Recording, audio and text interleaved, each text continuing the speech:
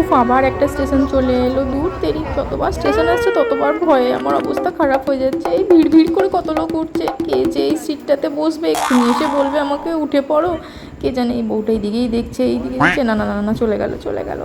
এরপরে আবার কে আসবে? যাক বাবা, কেউ তো এখনো আসছে না। দূর দেখ, রিজার্ভেশন করিনি বলে শান্তিতে সিটটাতে বসতেও পারছি না, ধুর।